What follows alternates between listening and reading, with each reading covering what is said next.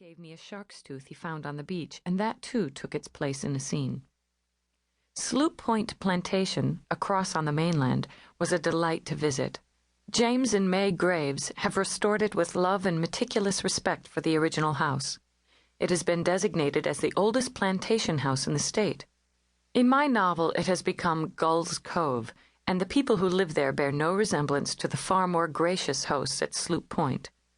When I'm doing research for a book, I always take a great many pictures, both still and video, so I was able to recreate bits of Sloop Point for several scenes. I want to thank Ralph and Betty Shipton, whose beautiful modern house across the Sound from Topsail we were able to visit. I'm especially grateful for the use of the Shiptons' elevator. I don't know what Captain Nick would have done without it.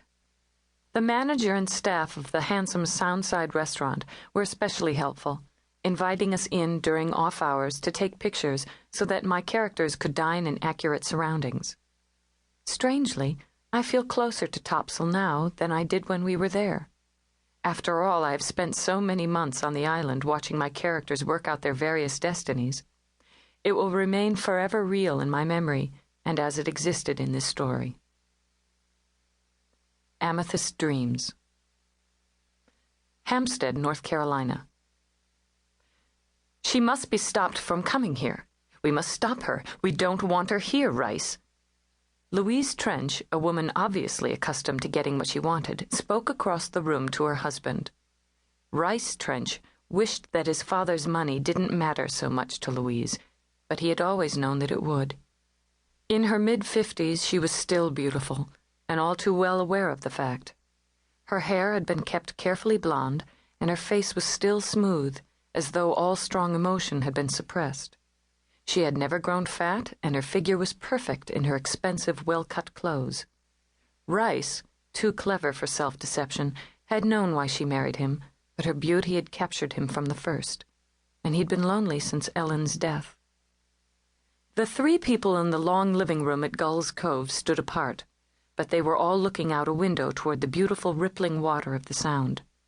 Richard Merrick, the Trench attorney and friend, turned to pick up Louise's words. It's too late to stop her.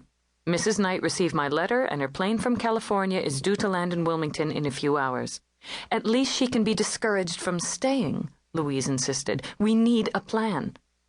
My father is dying, Rice said, and he's the one she's coming to see. She won't be here long. He just wants to talk to her about Susan.